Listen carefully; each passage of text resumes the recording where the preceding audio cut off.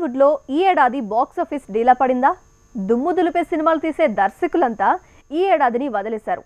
పొరుగింట్లో జైలర్లు, లియోలు, జవాన్లు అంటూ ఇలా అక్కడ జోరు పెరిగింది.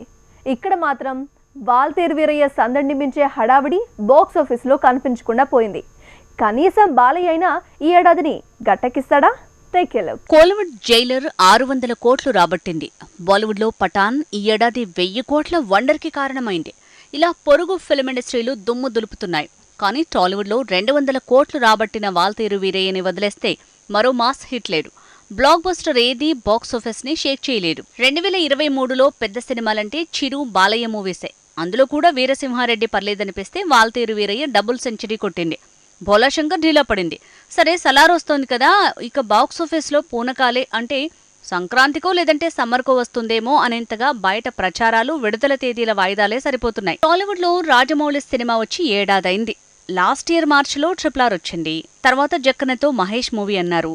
కానీ అది వచ్చి ఏడాది మొదలై 2025లో విడుదలయ్యే ఛాన్స్ ఉంది. ఇక పుష్ప 2 కూడా ఈ ఏడాది రావడం కష్టమని తేలింది. సమ్మర్ వేటలో పుష్పరాజు ఉన్నాడని తెలుస్తోంది. సుకుమార్ పుష్పతో 2012లో సందడి చేశాడు. 2 ఏళ్లుగా రెండో పార్ట్ కోసమే కష్టపడుతున్నాడు.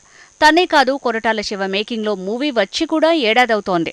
ఆచార్య ఫ్లాప్ తో ఢీలా పడ్డ తను ఈసారి సాలిడ్ కంబ్యాక్ కి ప్లాన్ చేశాడు. కానీ అది సమ్మర్కే సాధ్యం కాబోతోంది. సుకుమార్, రాజమౌళి, కొరటాల శివ, అలానే త్రివిక్రమ్ ఈ నలుగురే టాలీవుడ్ బాక్స్ ఆఫీస్ లో 100, 200, 300 లేదంటే అంతకు మించి వసూళ్ల వర్షం తీసుకొచ్చిన దర్శకులు. అలాంటి ఈ నలుగురు ఏడాదికి పైనే సినిమాలేవీ వదలకుండా ప్లానింగ్ తోనే సరిపెట్టారు. త్రివిక్రమ్ అయితే అలవైకుంఠపురం తర్వాత మరో మూవీ వదిలి 3 ఏళ్లవుతోంది. గుంటూరు కారం కూడా సంక్రాంతికే కాబట్టి తను కూడా ఈ ఏడాదిని వదిలేసినట్టే అనుకోక తప్పదు. కోలీవుడ్లో జైలర్ వచ్చింది. 600 కోట్ల సందడి కనిపించింది. ఇక లోకేష్ కనకరాజ్, విజయ్ మూవీ లియో ఈజీగా 500 కోట్లు దాటేసే సత్తా ఉన్న సినిమా అంటున్నారు. బాలీవుడ్లో పఠాన్లానే జవాన్ దోస్కు వెళ్తే అక్కడ 500 కోట్లపైనే వసూళ్ల వర్షం తెచ్చిన మూవీస్ సంఖ్య పెరిగినట్టే అవుతుంది.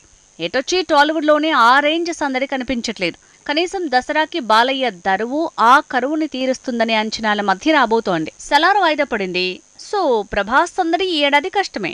మహేష్ మూవీ సంక్రాంతికే, పవన్ సందడి సంక్రాంతి లేదంటే సమ్మర్కే అని తేలింది. సో వీళ్ళెవరి సినిమాలు ఇప్పట్లో రావు. చెర్రీ, తారక్, బన్నీ మూవీస్కి ఈ ఏడాది అసలు ముహూర్తమే లేదు. ఎలా చూసినా ఈ ఏడాది టాలీవుడ్లో జైలర్, పఠాన్ అండ్ కో టైప్లో వసూళ్ల సునామీ తెచ్చే మూవీసే కరువయ్యాయి.